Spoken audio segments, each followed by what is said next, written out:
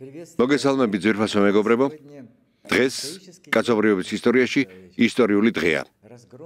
მსოფლიოს ყველაზე ტერორისტულ ქვეყანაში ირანში ბირთვული იარაღის ბაზა მთლიანად განადგურდა.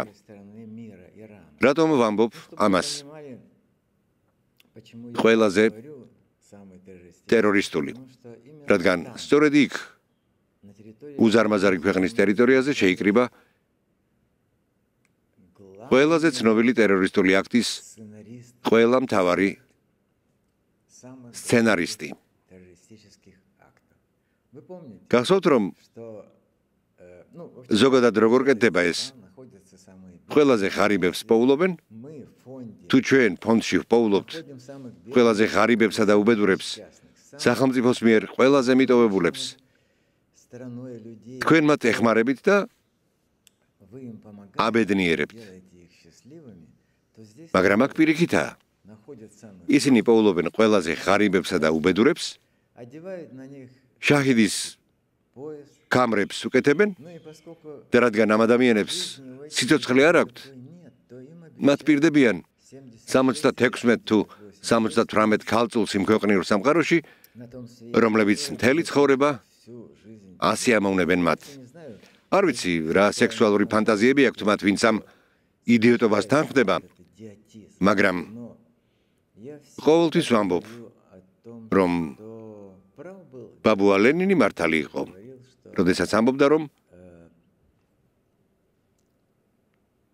რელიგია ხალხისთვის ოპიუმია.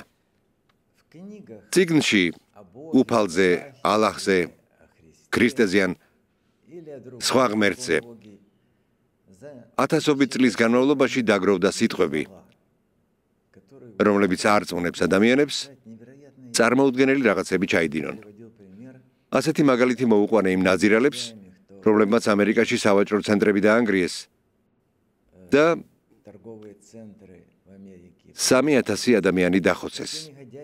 როგორც ის ნაზირალები, რომლებმაც ქორწილში თუ რაიმე წვეულებაზე 200 ან 1000 ადამიანი გაიტაცეს, არ მახსოვს. მაგრამ მთავარი ის არის, რომ მათ წლების განმავლობაში არათავისუფლებდნენ. პირიქით, აწამებდნენ. უფალო არ მინდა ამის თქმა. უბრალოდ ვერ ვაიძულებ საკუთარ თავს, რომ ეს თქვა, მიხედავთ ჩემი ასაკისა, ყოველ წელს უფრო და უფრო კეთილი ვხდები. ვერ ვიტყვი. აპატიე მათ უფალო. არა, დაე ღმერთმა, რომლისაც მათ წამთ, მიხედოს მათ. კარგი, დავივიწყოთ. დღეს ასეთი საფრთხე არ არსებობს.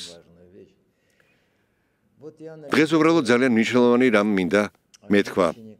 ვაანალიზებდი ერთ პოსტს ქალზე, რომელიც ყველაფერს მოკლებულია. მას სკლეროზი აქვს. ძალიან საშიში დაავადებაა, რომელიც სწრაფად ვითარდება და ადამიანს კლავს. ვიღაცამ, რომელიღაც ნაძირალამ, მისი ბინა გაყიდა. ლამაზი ქალბატონია. 63 წლისაა და მარტოხელა. თუ თქვენს ქონებას არასწორად განკარგავთ, თუ ვინმეს ენდობით, შეიძლება მის მდგომარეობაში აღმოჩნდეთ. და გავიფიქრე, ყოველჯერზე ვფიქრობ, უარესი რა შეიძლება მოხდეს. აი ვწერთ პოსტს და ვფიქრობ, ღმერთო, როგორ ცხოვრობენ ეს ადამიანები, როგორ ცხოვრობდნენ, როგორ იტანჯებიან და ღმერთს ხო მეტი თანაგრძნობა მომცეს, რადგან ვიწყებ ამ პრობლემის გააზრებას და ყველაფერი ჩემ სულში დუხს. როგორ არის ეს შესაძლებელი? ხელფასის მიმღები ჩინოვნიკები, ადამიანები გვერდცოვლიან მათ, არაფერს აკეთებენ. მაგრამ ყველაზე მეტად ის მაწუხებს, რომ მე გტანჯავთ. მაგრამ ეს არ არის ის ტანჯვა, როცა რაღაც ცუდი გემართებათ. ღმერთი გვაძლევს განსაცდელებს, რათა შეამოწმოს. გვაქვს ჩვენ სულს მასთან კავშირი თუ განსხვავებულები ვართ. ჩვენ ვერასდროს ვიხილავთ მის სახეს. დიახ, არ ხდება ისე, რომ ბედნიერება ერთმანეთისგან განსხვავდებოდეს. ბედნიერები არიან ისინი, ვინც ქორწინდებიან. ბედნიერები არიან ისინი, ვინც უნივერსიტეტებში აბარებენ. ზოგადად ბევრი სხვადასხვა ბედნიერება არსებობს, მაგრამ ის ყოველთვის ერთი და იგივე ემოციებით არის ახსავსე. თუმცა ერთნაირი საშინელი ისტორიები არ არსებობს. არა. გამუდმებით ვფიქრობ, როდის დასრულდება ეს. და შემდეგ ისევ ქალიან მამაკაცი მუხლებზე დახოხავს და ვერ აღწევს საპირფარეშომდე, რომელიც ეზოში 80 მეტრის მოშორებით მდებარეობს. ეს ერთ-ერთი ისტორიაა, ან ბიჭზე, რომელსაც ხელები არ აქვს და ასე ცხოვრება უწევს, ან ახალგაზრდა ბიჭზე, რომელიც 16 წლისაა და კურდღლის ტუჩი აქვს. საშინლად გამოიყურება. არადასურს რომ ვინმეს უყვარდეს, რადგან კარგი ბიჭია. და ახალი და ახალი პრობლემები. მაგრამ თავად ისინი პრობლემებს არ წარმოადგენენ, არამედ ღვთისგან არიან. და მე მთელი გულით მჯერა ამის თითქმის 74 წლის ასაკში ფილოსოფიის სამართლის დოქტორი ვარ, მჯერა რომ ეს ყველაფერი ღმერთისგან გარკვეული მიზეზების გამოა მოცემული. არაუაროთ მათ გვერდი. უფალი ყურადღებით აკვირდება თქვენს ქმედებებს.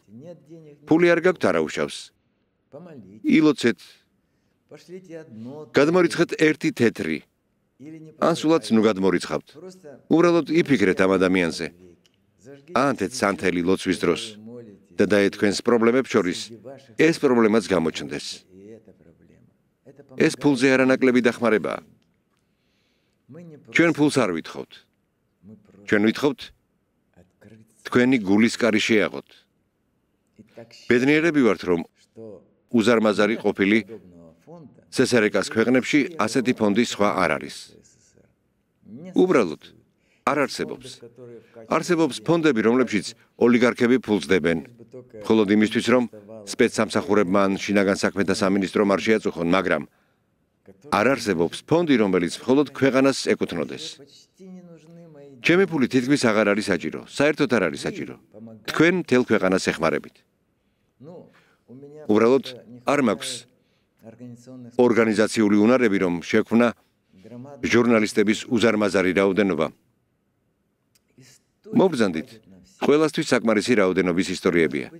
და შესაძლოა დადგება დღე, როდესაც არ ვიფიქრებთ იმაზე, რაც მთავრობამ და მინისტრებმა მოიგონეს, არამედ ჩვენ თვითონ შევძლებთ დავეხმაროთ მოსახლეობის იმ ნაწილს, რომელიც იტანჯება.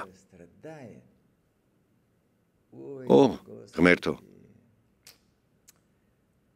დიახ. ამიტომ დღეს გადავწყვიტე საჩუქარი გამეკეთებინა თქვენთვის. გაიღიმეთ ახლა, თქვენ დაინახავთ იმ ბავშვების ღიმილს, რომლებსაც დავეხმარეთ. გისურვებთ ბედნიერებას. დარწმუნებული ვარ, რომ თქვენ მადლობა გადაუხადეთ ღმერთს, როგორც ამას მომაკვდავი ქალი ითხოვს ცხოვრების ახალ დღეს. ეს საჩუქარია, ღვთის საჩუქარი.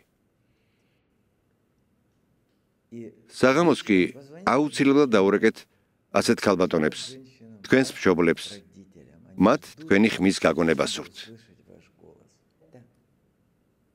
ეს თქვენი ლოცვებია, ეს თქვენი სულია. ეს სიხარული თქვენ გეკუთვნით, წარმატებებს გისურვებთ.